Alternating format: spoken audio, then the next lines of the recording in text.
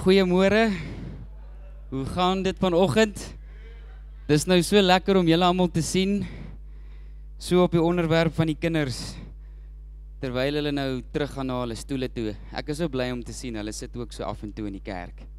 Weet julle hoekom? The most important thing you can do for your children. Ja, ons maak hulle groot in die weg en in die weë van die Here. Ons lees saam met hulle Bybel en ons leer hulle wat die Bybel en die woord van God sê. But the most important thing you can do for them is allow them to see you worship God. Hulle moet sien hoe jy God aanbid. Want hulle gaan nie doen wat jy sê nie. Hulle gaan doen wat jy doen.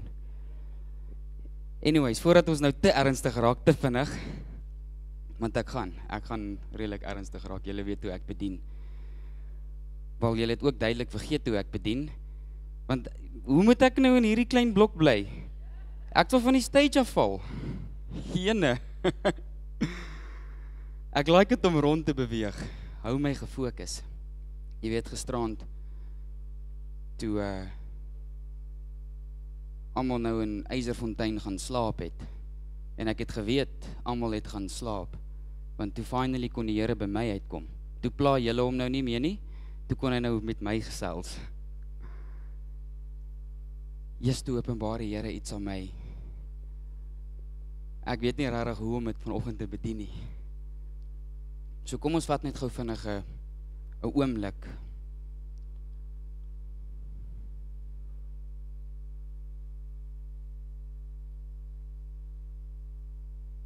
Holy Spirit, you are welcome.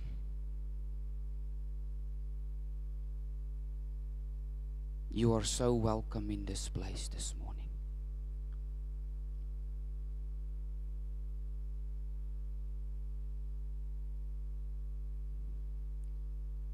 Simone, kom gou hier so asseblief.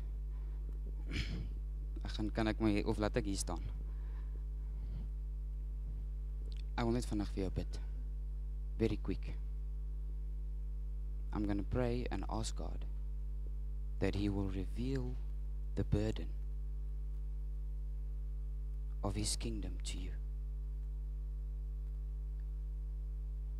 and the people that you need to reach. Vader, Here, ek kom nou na U toe. Here, ek wil vir Simone aan U opdra. Lord, if she is willing and if she is ready to receive it, Father, I ask that you will reveal the heaviness of your burden, of your kingdom, of your people to her, like never before. In Jesus' name, amen. So, ek wil nou vanoggend bietjie met julle gesels oor iets wat so ernstig is, so belangrik is. En weet julle hoekom is ek ernstig? Weet jy hoekom is ek ernstig?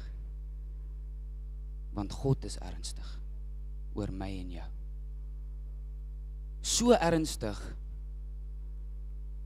dat hy sy enigste seun, it cost God everything to pay the price when He sent His Son to die on the cross. En soms vra ek myself en ek wonder, verstaan ek werklik wat dit God gekos het? En I need to remind myself almost daily what God saved me from. Ek kan nie beplan om hierdie te sê vanoggend nie, maar ek wil net gou vinnig dit noem, want meeste mense verstaan dit nie en dit is so belangrik om dit te verstaan, want dit is 'n deel van wie God is, and we cannot fear God unless we understand this principle. Weet julle waarvan het God ons gered?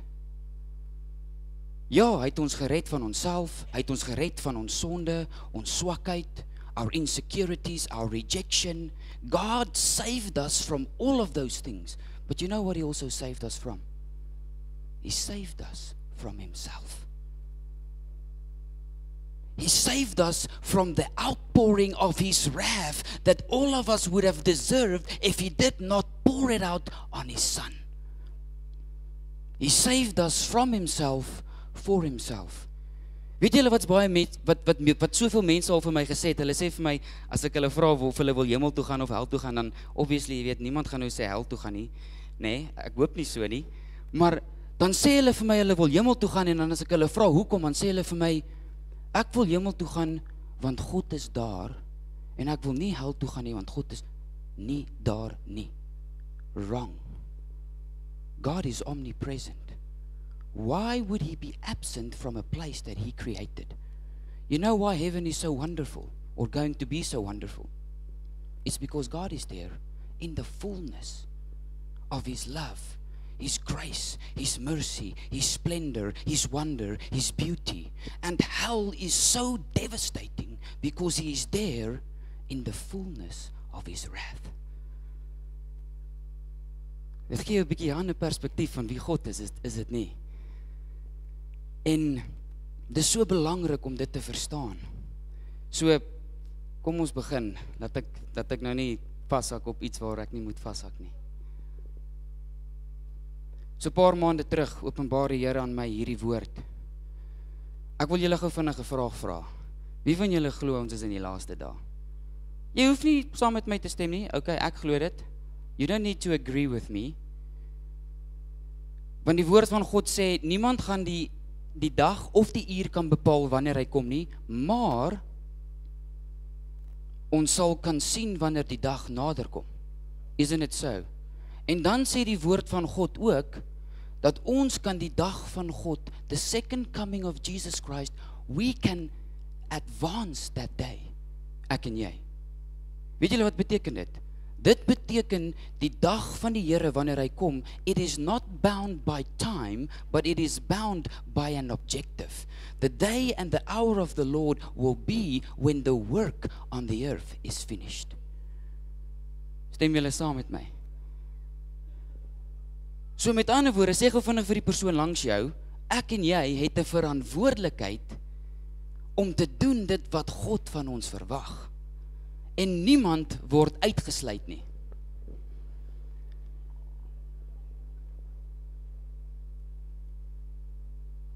Yes, maar julle luister so mooi. So 'n paar maande terug word ek eendag wakker en ek spandeer tyd in die woord soos 'n mens doen wanneer 'n mens wakker word, is dit nie? En die Here vat my na Matteus 24. In daai hoofstuk kom die disippels na Jesus toe en hulle vra vir hom, Jesus, wat sal die tekens wees met dit wat sal gebeur in die laaste dae, when we will be able to discern when the time is getting closer? En die Here gee 'n lysie van dinge. Hy sê daar gaan oorlog wees, sprake van oorlog. Nasie gaan teen nasie draai, koninkryk teen koninkryk, is dit nie? En hy sê daar gaan hongersnood wees, en daar gaan pla wees, en op sekere plekke op die aarde gaan daar aardbewings wees. En hy gee hierdie lang lys van dinge. Maar weet julle wat is die eerste ding? En nog ander goed wat hy ook noem, hy sê dat die liefde van meeste gaan verkoel, en dan sê hy ook die goddeloosheid, the lawlessness, wetteloosheid gaan vermenigvuldig. En is dit nie alles goed wat ons sien begin gebeur vandag nie? Maar weet julle wat is die eerste teken wat mens so maklik kan mislees wanneer jy in daai hoofstuk gaan kyk? Hy sê, the most important thing, and the first sign that it is getting close, there will be great deception on the earth. Daar gaan 'n groot misleiding wees op die aarde, en die vyand, he is out there to deceive us. Nou weet julle wat, daai spesifieke oggend, so dikwels soos wat ons doen, nou lees ek daai hoofstuk, en ek kom by, ek dink vers 24, moenie daar gaan nie, en ek kom daar, en hy sê daar, dat wanneer die dag nader kom, dan gaan God, because of his grace to those that have been elected, gaan hy die dag verkort, anders gaan niemand dit maak nie, en dan sê hy, because the devil will even deceive the elect of God. Het jy al, nou weet julle wat, nee, daai oggend toe ek dit lees, soos al die ander kere, my eerste uitdrukking is, o Here, verseker, nee, Isolde, ons dink ons dit, praat jy nie met my nie, Here, jy praat seker met iemand anders in 'n ander dorp, dalk daar in Malmesbury. Of as jy nou regtig wil ver gaan daar in Brits. We have a tendency to think that when God mentions or when we read certain passages of scripture, we think it does not include us. In die oomblik toe ek dit lees, toe spreek die Gees van die Here my aan en hy sê, Nathan, moet nie soos Petrus wees nie. When I told them that he will deny me, toe wou hy nie luister nie, en in daai oomblik toe sak my hart in my skoene en ek huil voor God en ek sê, Here, wees my genadig, that I will not be one of them. Want weet julle wat beteken? Daai woordjie voor hy sê, and many will be deceived. Weet julle wat beteken daai woordjie many in die oorspronklike teks? Most of us. Kyk gou vinnig na die persoon langs jou. Dit kan beteken 60, 70, 80 of 90% van almal van ons wat hierso sit. It can include us. So toe begin ek die Here vra en ek sê, Here, how will the devil deceive your children in the last days? Want hoor hierso, kind van God, ons moet verstaan, die duiwel weet wat hy doen. Want het jy al besef, die Here wys my ook ietsie, how did he deceive Eve in the garden? She has no reference of wrong. She has no reference of sin, of rejection, of hate, or anything like that. Al wat sy al ooit beleef het, vanaf sy geskape is die goedheid van God, is die heerlikheid van God, is die liefde van God. Hulle wandel saam met God. He is present in their midst. Al wat sy ken. You know how kyk gou vinnig, hoe skerp is die duiwel. Hy kom in 'n perfekte omstandighede en hy mislei vir Eva. You know how he did that? Dit was die boom van die kennis van goed en kwaad. Dis hoe cunning hy is. When he deceived Eve, en ek gaan nie, moenie daar gaan nie, Genesis 3, toe Eva na die boom gekyk het, and she saw that the tree was good. She was not attracted to the evil of the tree, but she was attracted to that which was good. En dit is hoe die vyand haar deceive het. En die gevaarlike ding van deception is dit, that it is deceiving. Met ander woorde, so 'n persoon sal oortuig wees, hy is reg, maar in realiteit is hy nie reg nie. Hier is die belangrikste ding. Kom ons gaan gou daarso. Spreuke 4:23.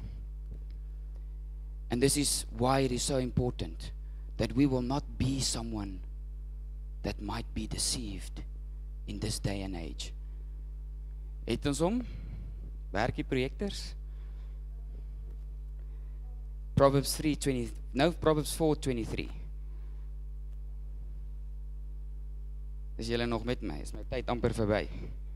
Het ek nog 5 minute? Wie gee my nog 5 minute? Nee, steek jou hand op, wie gee my nog 5 minute? 5, 10, 15, 20, okay, nee, ons het nog baie tyd. Nee, ek vra, maar ek is nou eintlik bietjie sarkasties, ek het nog skaars begin. Keep thy heart with all diligence, for out of it are the issues of life. In 'n ander vertaling sê hy, above all else, guard your heart, because the essence or the issues of life, so weet julle wat beteken dit, kind van God? Bo alles, die belangrikste ding wat ek en jy vandag kan doen, voordat jy vanoggend uit die huis uitstap, voordat jy kerk toe kom, en kerk toe kom is 'n goeie ding, dit is 'n belangrike ding, voordat jy werk toe gaan, voordat jy tyd met jou kinders spandeer, voordat jy vir jou vrou of vir jou man koffie maak, is your heart guarded? Sit jy hier vanoggend en het jy besef, maar ek moet my hart beskerm, want as ek dit nie doen nie, gaan die vyand ietsie daar probeer plant, en dan, you know what happens when you and I are deceived? Glo vir my, en ek sê dit nie, omdat ek het al gesien het nie, ek sê dit, omdat ek het al beleef het. If my heart is deceived, of as my hart nie beskerm is nie, Met ander woorde, daar sit dinge in my hart. Ek gaan net vinnig hierdie noem, ek wou dit nou ook nie genoem het nie, maar jy kry sonde. The fruit of sin. The action of sin. Nee? Dit is moord, idolatry, drug abuse, whatever the case. Lieg, steel, bedrieg. But then you get the root of sin. You know what's the root of sin? It's the wrong condition of a human heart. A heart that is not guarded. Wat sit met aanstoot, met trots, met oordeel, met onvergifnis. Maar anyways, kom ons gaan aan. You know why it is important to guard your heart? 2 redes. Rede nommer 1, want ek en jy, ons het net een hart.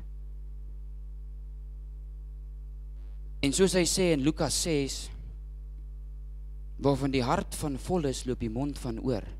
Met ander woorde, wanneer daar sonde, wanneer hierdie dinge in my hart sit, then it consumes my heart and it flows out of my mouth. You know what that means?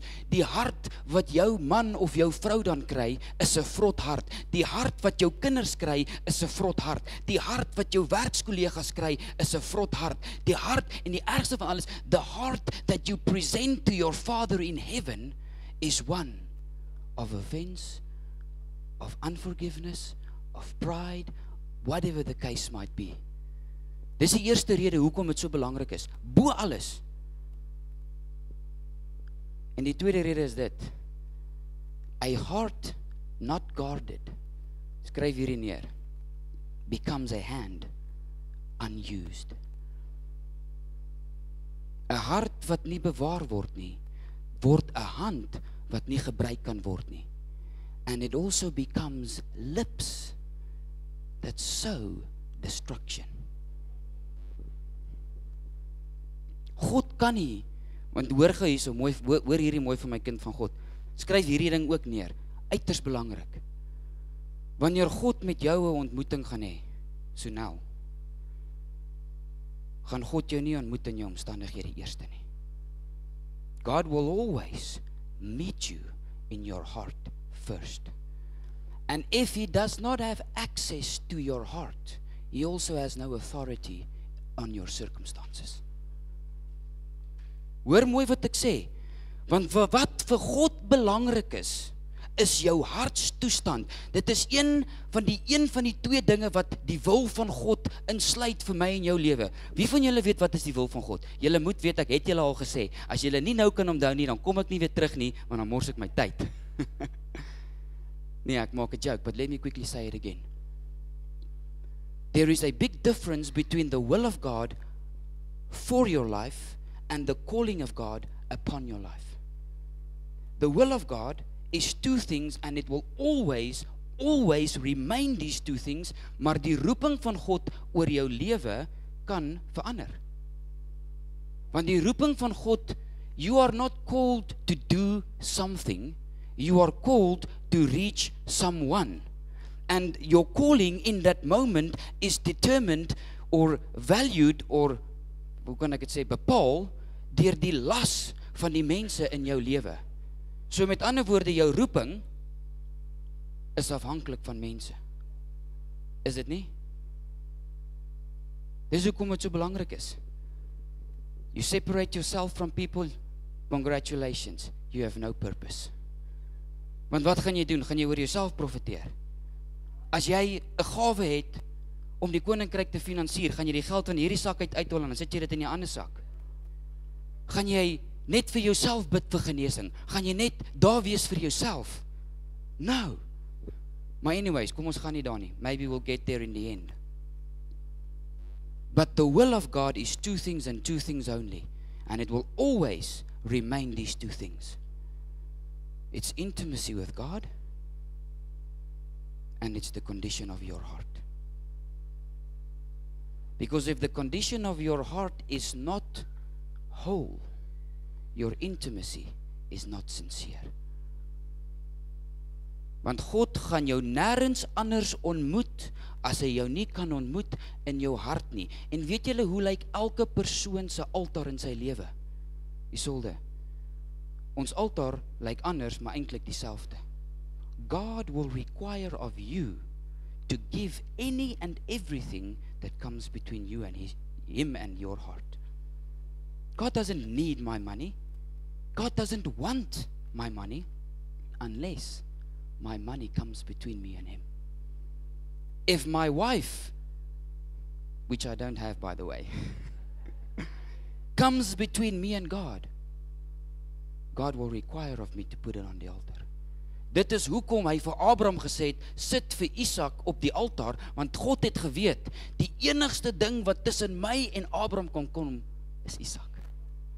Anyways, ek gaan nou van topic af. Ek het 22 bladsye geskryf, ons is nog op bladsy 1.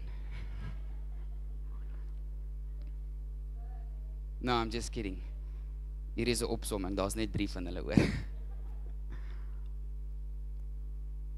Kom ons gaan terug, Matteus 24.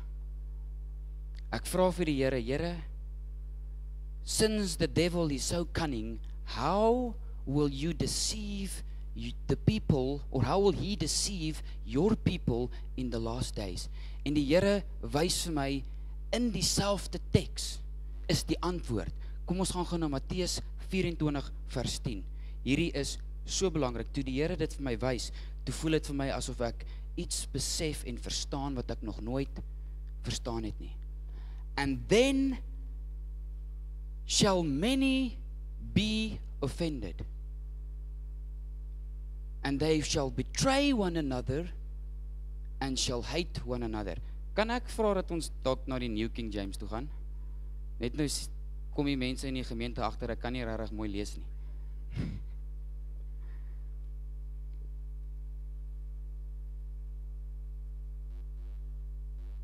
And then shall many be offended. Is presies dieselfde.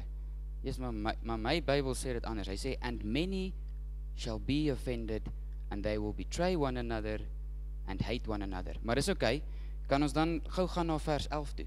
So, kan ons sien in Matteus 24 vers 10, want net in vers 11, terwyl hulle nog besig is om dit te kry, dan gaan hy aan, dan sê hy, and there will be many false prophets that will deceive many. So dan, voordat die deception kom, voordat die valse profeet, voordat dit wat in jou hart sit, you will be offended. Skryf hierdie neer. The breeding ground of deception is offense. If offense does not enter into my heart or can take harbor there, then deception can neither do the same. En ek wil gou vinnig vir julle wys, en dit is ook hoekom dit belangrik is om ons harte te bewaar, want in Lukas 17 vers 1 sê hy dit, no one, niemand wat al ooit gelewe het op hierdie aarde, niemand wat nou lewe, en niemand wat ooit gaan lewe, word uitgesluit van hierdie ding wat ons noem aanstoot nie. Every single person that has ever lived and walked upon the earth had to deal with this issue in their hearts. Want hy sê in Lukas 17 vers 1, ek gaan ons sommer hier op my foon lees. Ek dink hulle sukkel daar met die rekenaar. Wie van julle kan ek vra om vir my, as ek 'n vers noem, om vir my vinnig op te spoor en dan lees julle hom vir my sommer hardop. Wie het 'n harde stem? Nicolaas, kan ek jou vra? Vir Isolde, okay, great. You have been nominated, span, heel voor, kaptein. Kom ons lees gou Lukas 17 vers 1. Then he said to his disciples, it is impossible that no offenses should come, but woe to him through which they do come.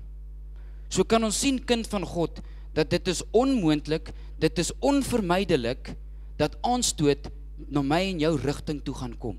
So elke liewe persoon gaan met hierdie ding moet deel, en weet julle wat, ek wil julle gou vinnig ietsie wys. You know why offense is so dangerous? Soos ek gesê het, if you are offended, eerste ding, it becomes near impossible to hear God's voice. You know what offense also does? Markus 6, 3 tot 5, gaan so lank sien toe. Offense hinders the working of God.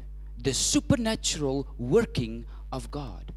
En ek wil gou vinnig ietsie vir julle sê, ons kan dit nou toedraai in doekies, soveel soos wat ons wil, but most of the gifts of the Holy Spirit has left the Church of Jesus Christ today. Can I tell you why one of the most common gifts today is the gift of the prophetic? Can I tell you why it is still, it's the only gift that remained? Because it's the only one that we can fake. Hoor mooi wat ek sê. Kind van God, as jy nie besef wat ek vanoggend sê nie, hierdie is ernstige dinge. As ek gaan nou 'n paar van hierdie goeters nog so slaan, dan sal jy begin besef en agterkom en sien, genigtig, maar die kerk van Jesus Christus is nie op so goeie en gesonde en veilige plek soos wat ons dink en besef nie. Soms as ek kyk na die kerk, want hierdie moet ook gebeur. Nou hy sê die liefde van meeste gaan verkoel. Ek gaan nou vir julle verduidelik wat daai liefde beteken. As ek kyk na die kerk, ek weet nie hoe dit lyk nie so bad hier soos daar in Brits nie. Maar vra ek myself, Here, het die vervalling klaar gebeur? Is dit besig om te gebeur of gaan dit nog gebeur? It's a scary thing to realize. Offense hinders the working of the Holy Spirit. En dan derde ding, offense will rob you of your calling. Ek gaan dit nou vir julle wys. Kom ons gaan gou vinnig na die eerste een. Markus 6 vers 3. Is hy terug? Okay. So dis in hierdie hoofstuk waar Jesus in sy huisdorp is and he needs to, soos hy oral waar hy gegaan het, he did signs, wonders, miracles, he ministered to the people. Ek meen dit was die seun van God. Ons almal weet, ons almal ken die stories van alles wat hy gedoen het. Maar hierso, kyk gou vinnig hierso. Is this not the carpenter, the son of Mary, and the brother of James, Joseph, Judas, and Simon? And are not his sisters here with us? So they were, wat sy woordjie? Offended at him. Volgende vers 4. But Jesus said to them, a prophet is not without honor except in his own country, among his own relatives, and in his own house. Laaste vers 5, en hier is baie belangrik, because this is also what the offense does.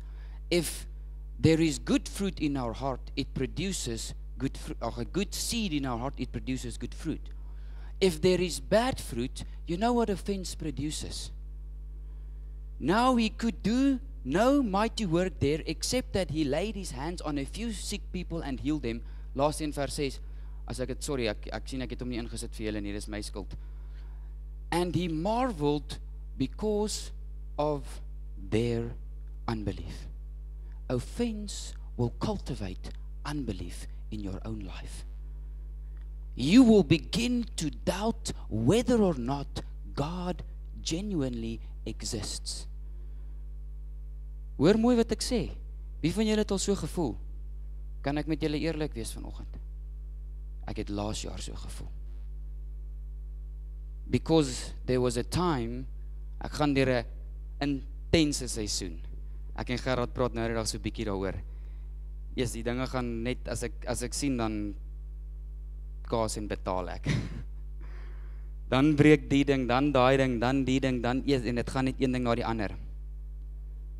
En ek vind myself voordat ek besef op 'n plek waar ek wonder of God werklik bestaan, because ek sien hom nêrens vir my deurbreek nie. Nêrens. Ek is soos Here, ek kan nie meer nie. So intense that in one moment, I begged him to take my life. I begged him. Anyways. Because I was ignorant in the fact that I thought if God would genuinely show up, he would show up in my circumstances, but I was unwilling to give him access to my heart. Listen, God wants to set you free. God wil jou vry maak, maar die waarheid kan jou net vry maak if I am willing to submit to it. Kom ons gaan aan. Waar is ek nou? In daling is die regte antwoord. You know what offense will do? Proverbs 18 verse 19. Ek wil julle gou vinnig ietsie wys. Sê hy dit.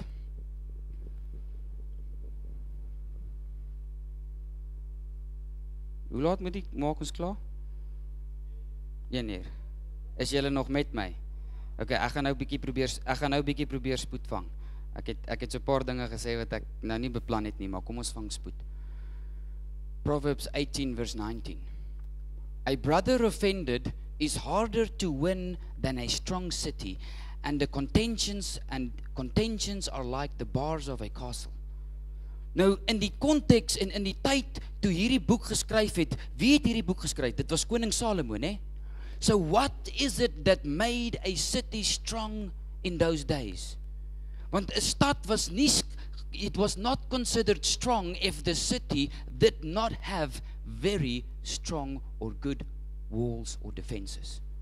So 'n sterk stad in die konteks van toe dit geskryf is, beteken so 'n stad het sterk mure. Nou vandag 'n persoon wat aanstoot geneem het, bou mure nie in die natuurlike nie, maar in sy denkwyse en in sy hart bou hy mure en hy om homself te beskerm en hy includes those that he thinks are for him and he excludes those that he thinks are against him, want uit aanstoot kom wegstoot en dan begin 'n mens mure om in jouself bou om jouself te beskerm, want jy is oortuig jy het seer gekry en jy het dit nie verdien nie, and you separate yourself from the body of Christ. Luister, kind van God, die vyand is soos 'n brullende leeu. You know how a lion hunts. He hunts by bringing confusion in die trop van wat ook al hy besig is om te jag, and he waits for the one that separates himself, and then he attacks the one that is vulnerable. If you are offended and you have separated yourself from the body of Christ, you have done no one harm except yourself.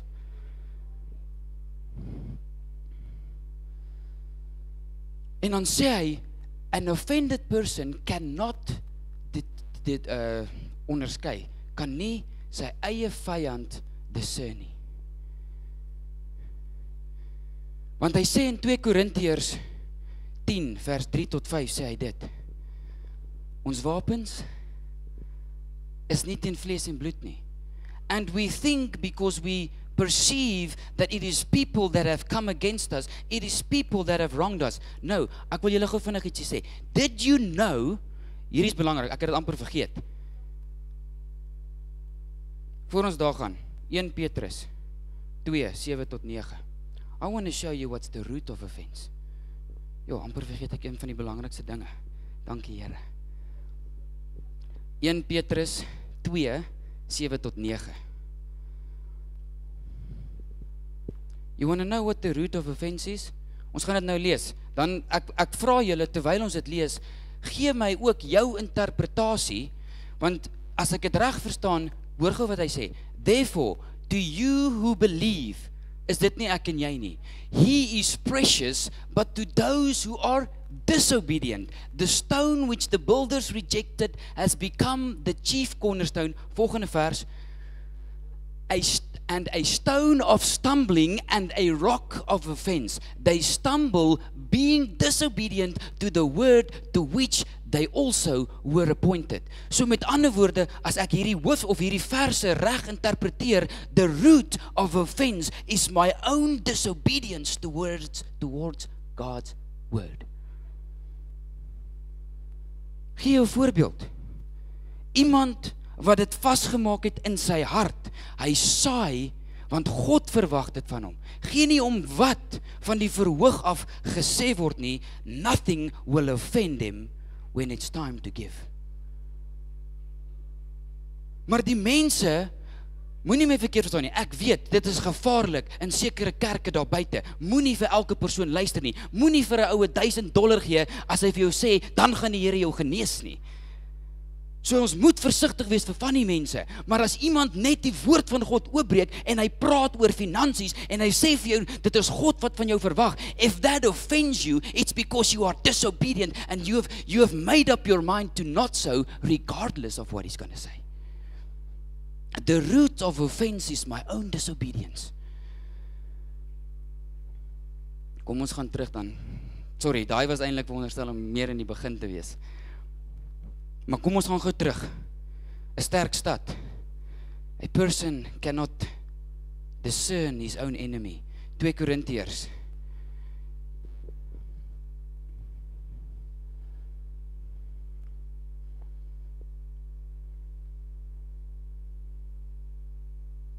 Wat beteken dit? Vrystaat. Weet julle wat beteken Vrystaat? Daar was 'n vriend van my vertel my 'n storie. Daar was eendag 'n vroutjie uit Tennessee uit en sy kom kuier vir 'n gemeente hier in actually ja, dit was in die Vrystaat. En hulle is obviously nou weet groot boere en hulle en sy gaan toe besluit hoe sy wil kerk toe gaan terwyl sy daar is. En toe sy daar in die kerk is en sy ken actually toevallig die pastoor, maar nou nie is dit so goed nie. En terwyl sy daar is, hoor sy heeltyd so gedurende die diens is daar mense wat skree Vrystaat. Jy weet, en so tydjie gaan verby en sy gaan toe terug Amerika toe en toe sy nou eendag daar kom en sy praat toe met iemand daar en sy sê, maar sy verstaan nie regtig mooi wat daar aangegaan het in hierdie spesifieke gemeente nie. En sy dog toe, weet jy wat, laat ek net gou vinnig die pastoor bel en by hom hoor, hoekom skree hulle nou Vrystaat? Nou obviously met die accent en so, kan sy nou nie mooi interpreteer het, but they were actually saying praise God.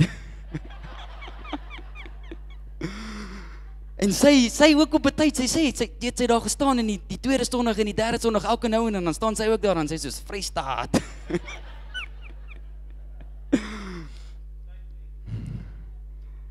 Same thing, potato. 2 Korintiërs 10 vers 3. For though we walk in the flesh, we do not war according to the flesh. Volgende vers. For the weapons of our warfare are not carnal, but mighty in God for pulling down. Weet julle wat is 'n stronghold?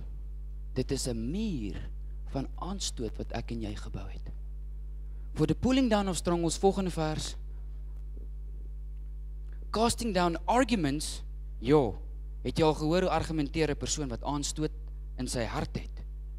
Hoe redeneer hy? Hy verdedig homself. He defends what he thinks he is right, but in reality, he is 9 out of 10 times deceived. Casting down arguments and every high thing that exalts itself against the knowledge of God, bringing every thought into captivity to the obedience of Christ.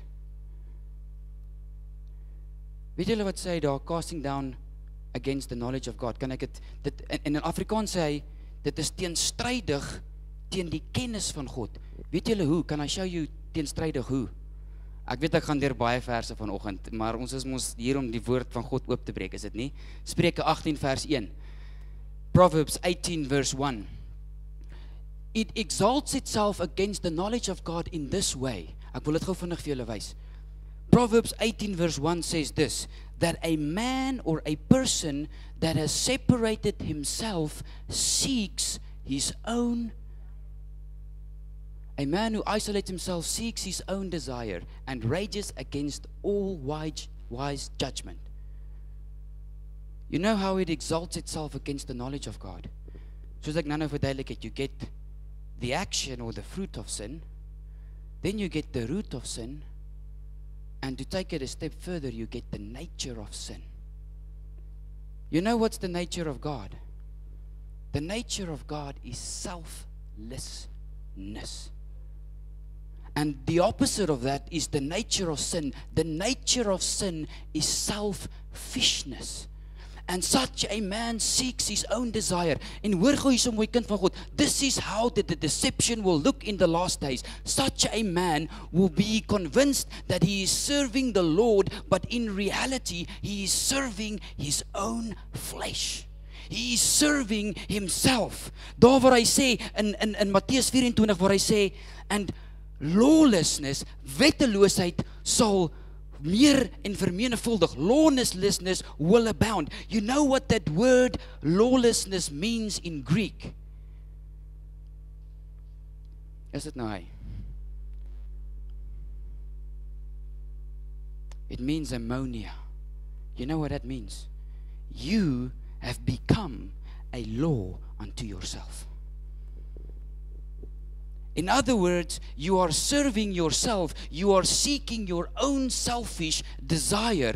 En dit is wat dit beteken toe wanneer hy sê dat in die laaste dae, sê hy nie ook in die laaste dae gaan die mense liefhebbers wees van hulle self nie, meer as wat hulle liefhebbers gaan wees van God.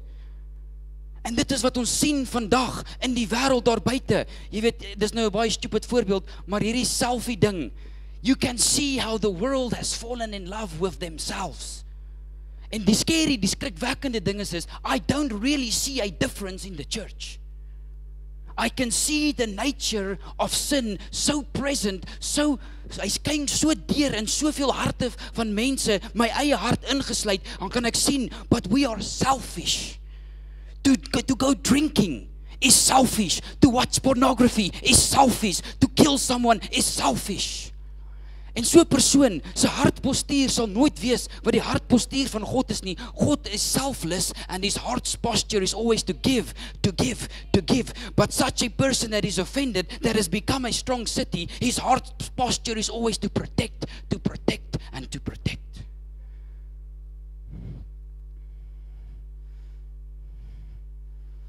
Ek gaan 'n paar dinge skiep. Such a person, dan is dit soos hy sê in vers 10, becomes the perfect candidate for betrayal. Weet julle wat beteken dit om iemand te verraai? Dit beteken om jou eie wil of jou eie beskerming te kies ten koste van iemand anders met wie jy in verhouding is. It is the ultimate abandonment of a relationship. To be selfish. And such a person, ek wil julle gou vinnig iets wys, en dan gaan ek na my laaste punt toe.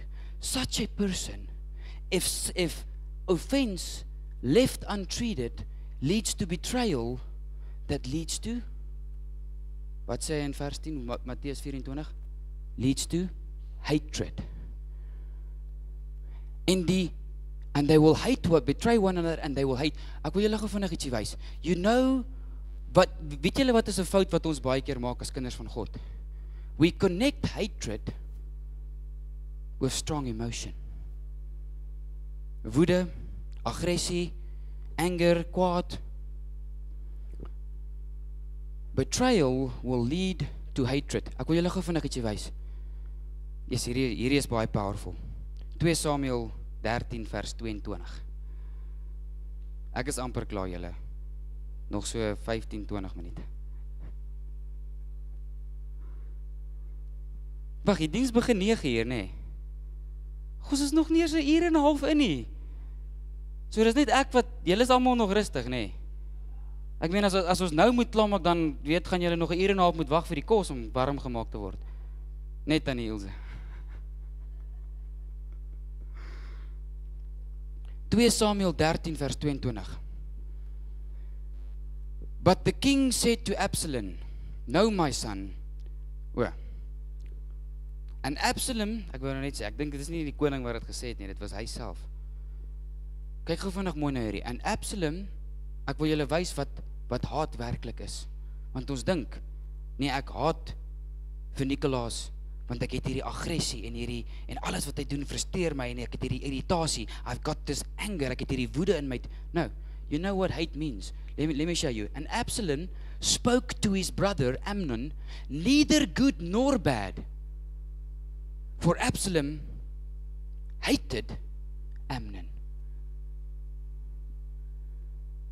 Hy het hom gehaat, maar hy het niks slegs gehad om te sê, maar ook niks goed nie. Hate is not connected to a strong emotion. It is the presence or a place created that is absent or void of love. That is what it means to hate. Met ander woorde, ek voel maar niks vir my broeder of my suster nie. Ek voel maar niks, want hulle het my seer gemaak, maar ek gaan hulle nie, weet jy hoe baie kinders van God het hierdie al vir my gesê, ek het hulle vergewe, maar ek sal hulle nie weer toelaat waar ek hulle toegelaat het, voordat hulle my oortree het in my hart nie. Listen, you have not forgiven them, you have only done half of the circle, because you get the act of forgiveness, meaning to forgive them in your heart, but then you also get the action of forgiveness. Jy weet, ek het eendag 'n getuienis gelees, jare terug, ek was 'n kind, ek het ook nou nie beplan om hierdie te sê nie, maar ek lees dit in die Joy magazine, ek weet nie eens of hulle dit mee print vandag nie. Hulle breek in 'n familie se huis in Amerika, 2 ouens, hulle verkrag hierdie vrou voor hierdie man, hulle maak hom vas en hulle maak dat hy kyk hoe hulle sy vrou verkrag. Die manne word gevang, hulle word tronk toegestuur, maar die vrou raak swanger. Hulle besluit toe om die kind te hou. 4-5 jaar later, weet jy wat doen die mense? Hulle reël met die mense, met die warden of the prison, hulle reël met die tronkbewaarders, dat hierdie 2 manne, kan julle hulle vrylaat onder toesig, ons wil graag hê, hulle moet by ons huis kom sit, en 'n maaltyd saam met ons kom geniet. That is genuine and true forgiveness. Tussen my en julle, I don't know if I am willing to do that. Kan jy sien hoe het God hulle harte genees? Hoe hulle toegelaat het dat Jesus kom vesting maak daar?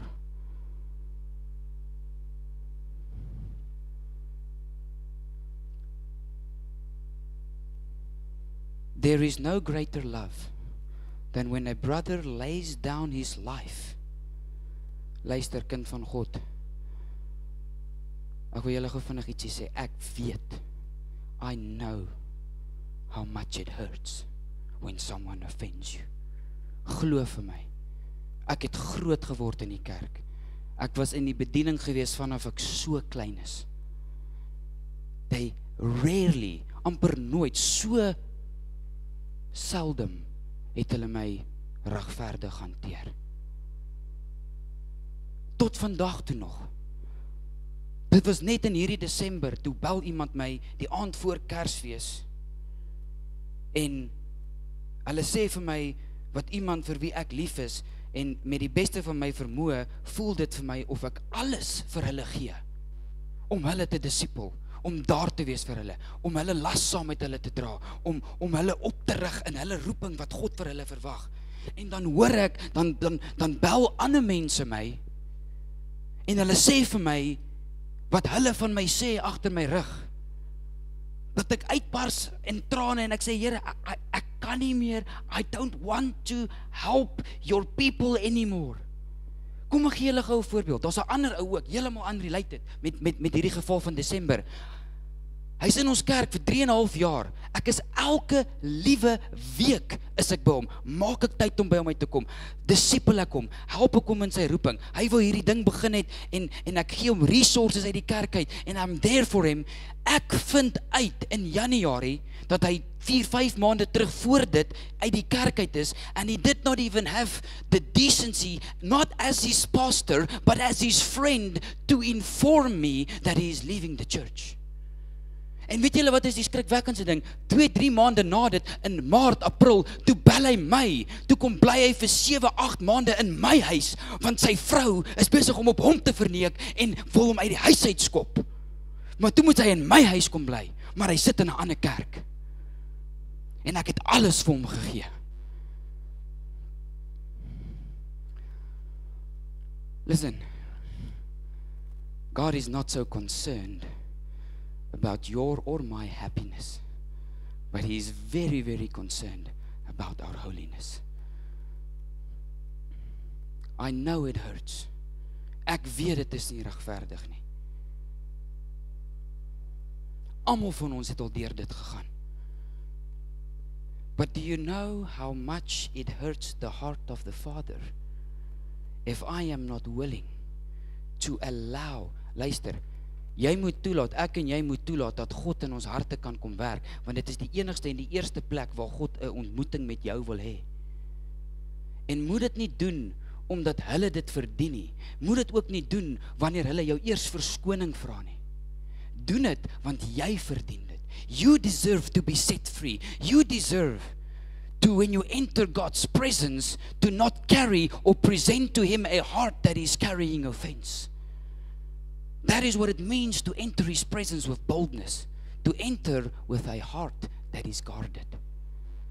Ek wil julle nog 'n ander voorbeeld gee vinnig. Ek het ook amper vergeet daarvan, sorry. Ek weet ek spring dalk 'n bietjie baie rond vanoggend. Weet julle hoe lyk 'n hart van 'n persoon wat met aanstoot sit? Want in die laaste dae sê hy ook, baie van hulle gaan hulle ore wil streel.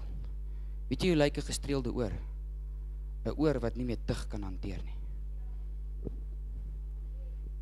It's the only thing that will cause you to have itching ears is when you no longer can take the correction, the chastising of the Lord.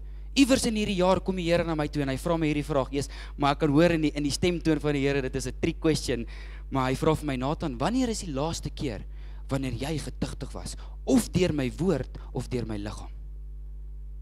Gelukkig vir my, dit was 'n goeie week gewees en ek sê vir hom, Here, ek dink gister of eergister.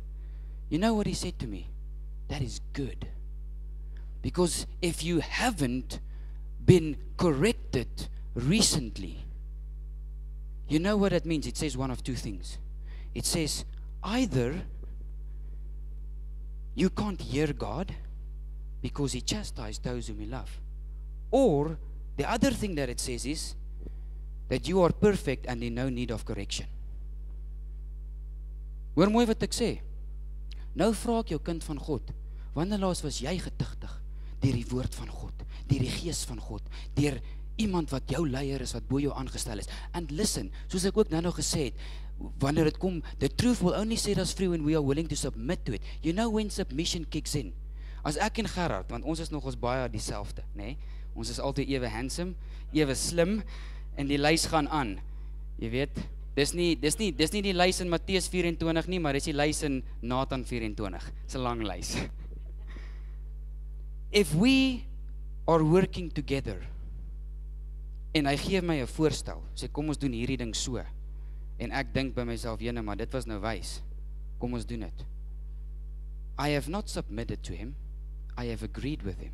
Submission kicks in when we disagree.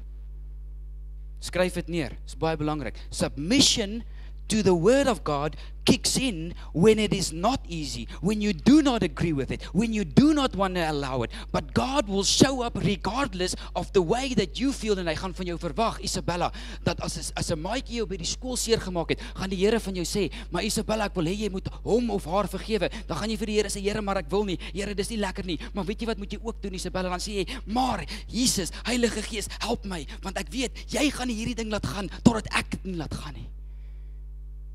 The grace of God is this, that He wants to help us in our weaknesses. Kom ons gaan aan. Ek is regtig amper klaar, sorry julle. Ek gaan 'n paar dinge skiep. So as julle nie die einde verstaan, is nie my skuld nie, né?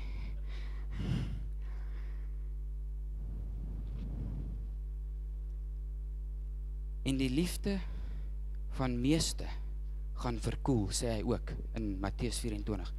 Weet julle wat beteken dit? Want in daai hoofstuk praat hy nie met ongelowiges nie. Hy praat met my en jou wat gelowiges is. Want daar is 4 tipe liefdes in Grieks. En die eerste 3 kan almal verstaan, 'n gelowige en 'n ongelowige. Maar die 4de een kan net gelowiges verstaan, want dit is die volmaakte liefde van God wat uitgegiet is in die hart van 'n gelowige. Die wêreld kan nie daai liefde verstaan nie.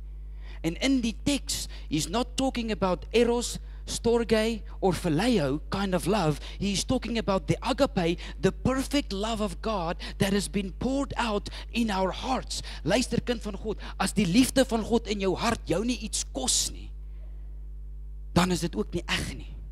Because greater love has no man than this, when a brother lays down his life for his friend.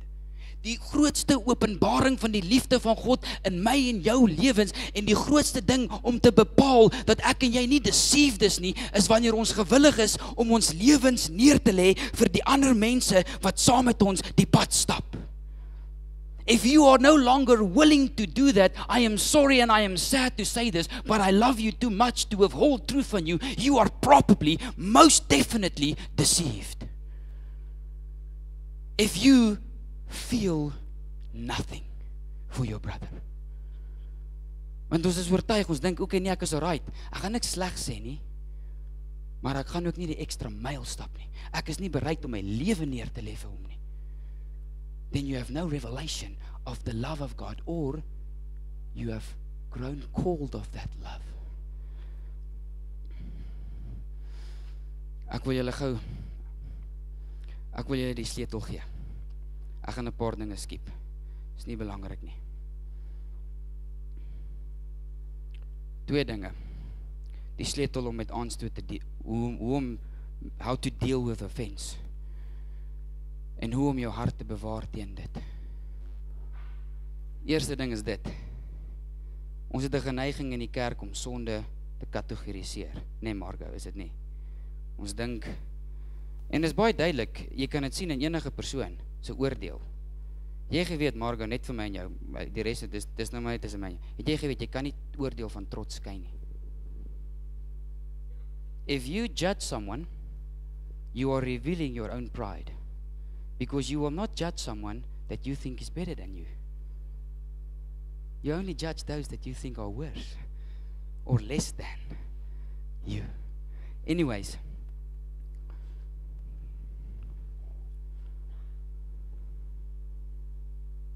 we categorize sin. Ons dink, drink, drugs, rondslaap, moord, al hierdie dinge. We think that is the bad things, that is sin, maar goeie soos onvergifnis, goeie soos aanstoot, that's not sin, that's weakness. Dis wat ons doen. Weet julle wat is 'n baie groot een, 'n belangrike een? Skinder. Ja, nie ons kinder nie, ons praat nie die waarheid. Nee, ons doen dit gou, luister gou vinnig. Weet ons nie kind van God, wat die woord van God sê in Spreuke 6, hy sê 6 or 7 things that the Lord hates. Yes, the 7th one is an abomination before God.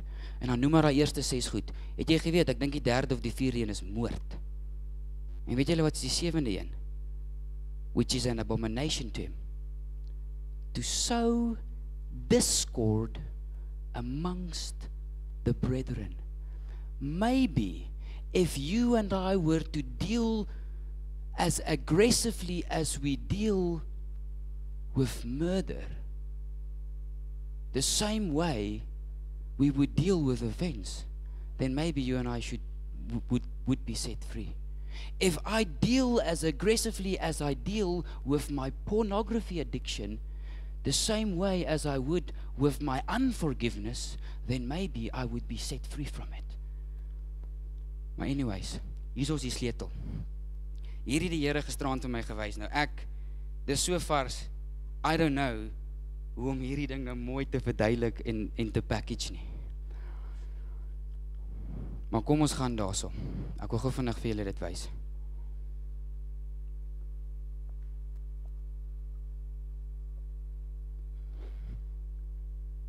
Petrus 1 vers 10.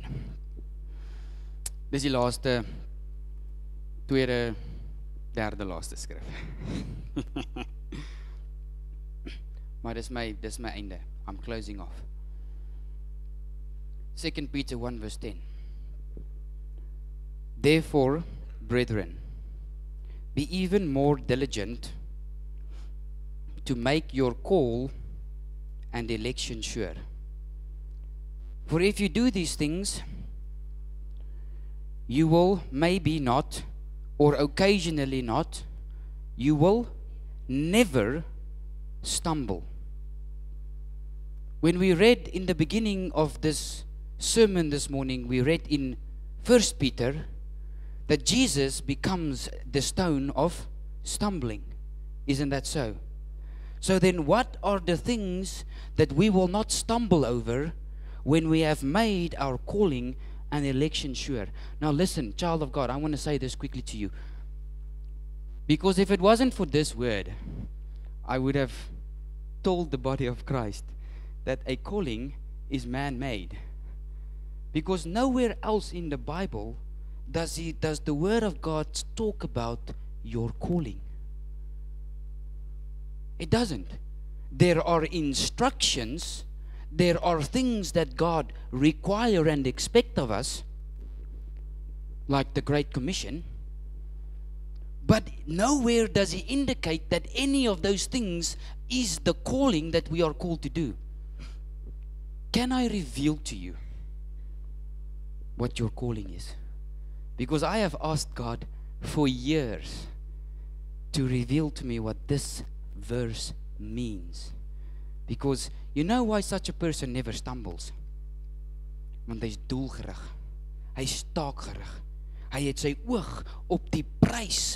Hy hardloop met dit wat God vir hom gegee het. En hy het nie die tyd of die luxury of die geduld om te worry oor sulke klein onnodige stupid goed nie, want sy fokus is gefokus op dit wat God van hom verwag. So kan jy sien, such a person's perspective has changed and he's looking at the work that God requires of him. So because of that work, he is not being delayed or distracted by certain things that so many of us believers get ensnared with. Maak het sin? Kan ek julle roeping, almal van ons roeping opsom in een sin? En ek het dit al gedoen, hier in Daling. Wie van julle kan onthou? Ek het wel gesê sy moet stop, maar ek weet Liana weet. You and I are called to create in others a desire to have their own encounter with their living God. Ek en jy is geroep om 'n honger in ander mense te ontsluit, om hulle eie ontmoeting te hê met God. En dit kan lyk verskillend depending on the burden or the need of the people in your world. Want alles wat gebeur het in die woord van God het gebeur met die doel sodat God die harte van sy mense kan terugroep na homself toe. The cross was for reconciliation. The fire that Elijah called from heaven was for reconciliation. Moses that delivered Israel out of Egypt was not so that Israel could go into the land of milk and honey and enjoy life. It was so that they could meet with God in the wilderness. Hoe dit lyk wat ek en jy doen is anders. Dit kan verander. Elke dag. Vandag het iemand dalk 'n woord van God af nodig. Môre het iemand dalk genesing nodig en ek moet bid vir dit. Die dag daarna het iemand dalk nodig dat ek net bietjie tyd vat en luister wat op hulle hart is, want hulle gaan deur 'n moeilike tyd. Die dag daarna het iemand nodig dat ek vir hom 'n brood of 'n melk gee, want hy het niks om te eet nie.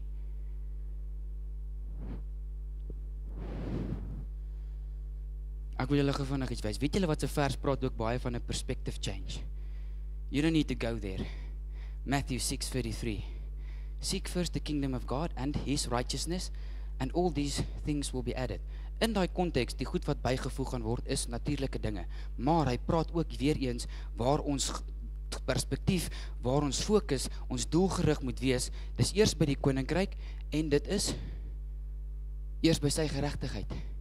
You know what is God's righteousness in you, Nicholas?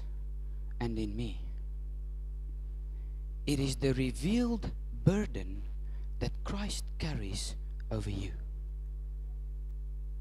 Want Jesus is by die regterhand van die Vader, Willem. He's at the right hand of the Father, interceding.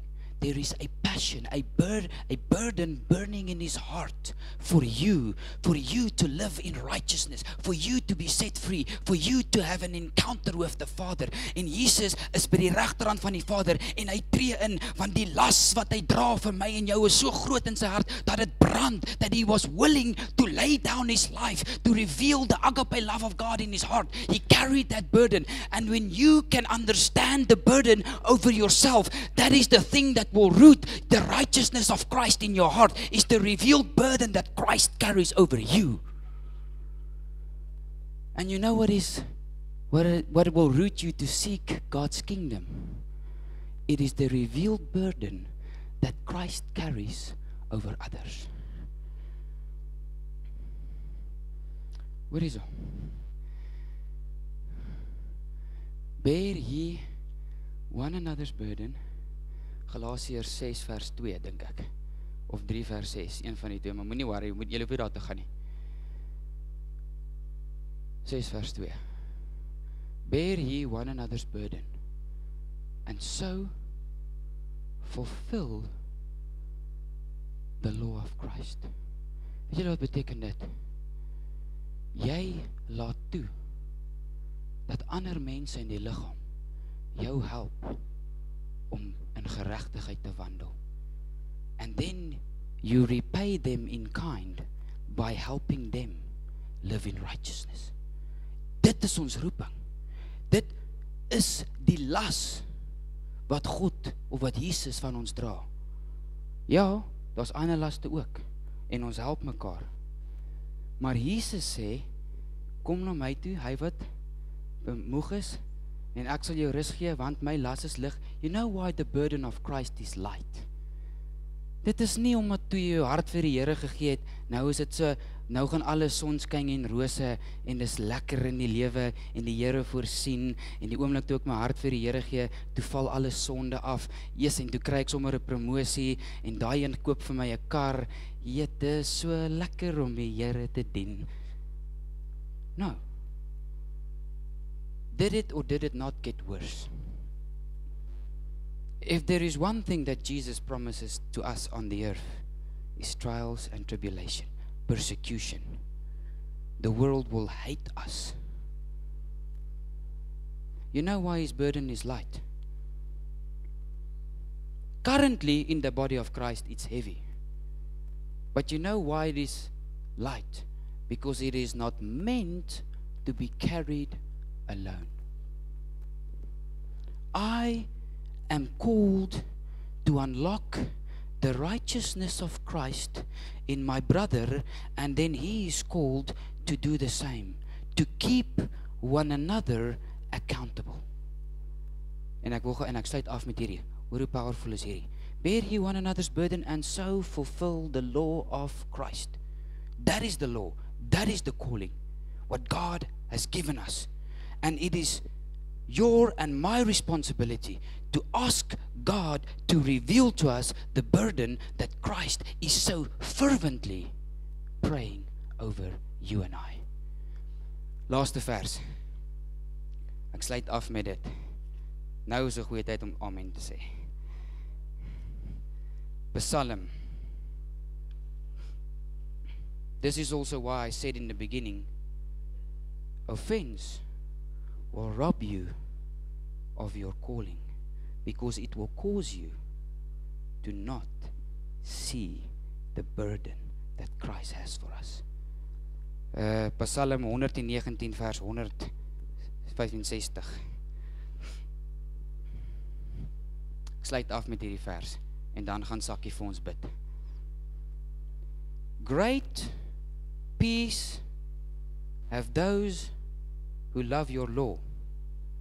Nou wat is die wet van Christus? Het ons nie net gelees Galasiërs 6 vers 2 nie? Om mekaar, so if we love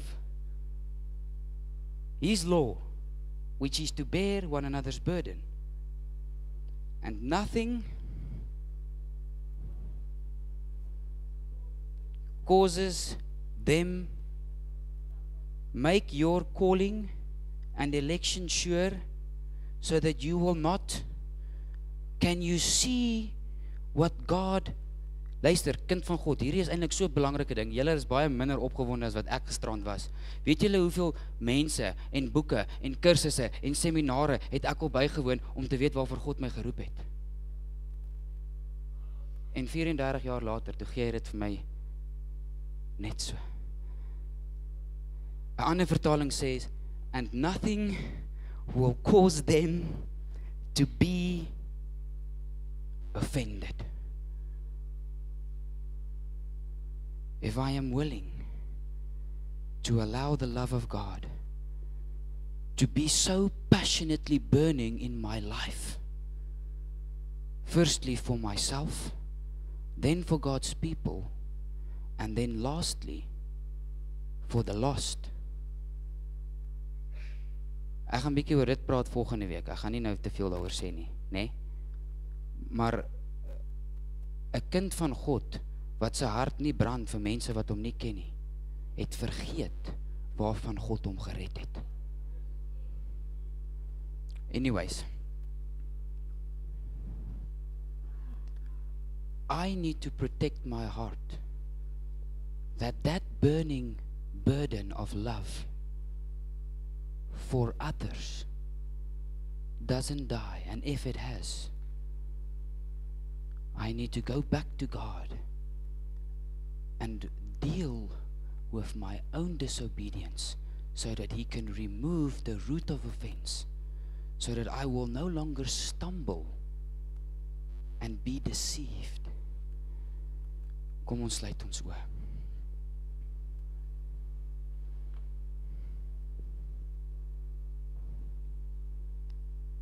Het enige van julle iets gehoor vanoggend voordat julle julle oë sluit?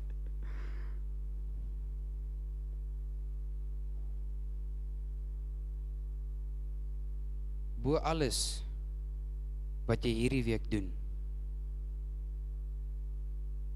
gaan maak seker jou hart is reg. It is the most important thing wat ek en jy hierdie week kan doen, is om seker te maak ek het 'n ontmoeting met my Skepper in my hart en ek is onderdanig aan hom, veral wanneer dit seer maak, veral wanneer ek nie saamstem nie, veral wanneer ek nie wil nie.